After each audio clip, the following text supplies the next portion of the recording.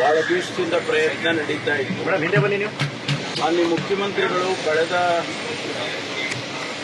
ಆಯವ್ಯಯದಲ್ಲಿ ನಾವು ಫೀಸಿಬಿಲಿಟಿ ಮಾಡಿ ನೋಡ್ತೀವಿ ಅಂತ ಹೇಳಿದ್ರು. ಅದರಂತೆ ಸುಮಾರು 3.5 ಕೋಟಿ ರೂಪಾಯಿ ಖರ್ಚು ಮಾಡಿ ಹೈದರಾಬಾದ್ ಕಂಪನಿಯವರು ಫೀಸಿಬಿಲಿಟಿ ಸ್ಟಡಿಯನ್ನು ಮಾಡಿ ಸರ್ಕಾರಕ್ಕೆ ಕೊಟ್ಟಿದ್ದರು. ಮಾಡಬಹುದು ಅನ್ನುವಂಥ ಅಂಶ ಅದರಲ್ಲಿ ಬಹಳ ಸ್ಟ್ರಾಂಗ್ ಆಗಿ ಕೊಟ್ಟಿದ್ರು.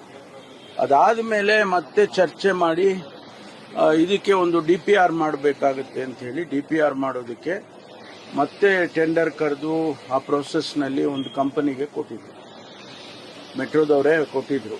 ಅದನ್ನು ಮಾಡಿ DPR ಮಾಡಿ ಅವರೆಲ್ಲ ಅವರ ಹಂತದಲ್ಲಿ ಎಲ್ಲ ಚರ್ಚೆಗಳು ಮಾಡಿ ಸರ್ಕಾರಕ್ಕೆ ಇವತ್ತು ಕೊಟ್ಟಿದ್ದಾರೆ.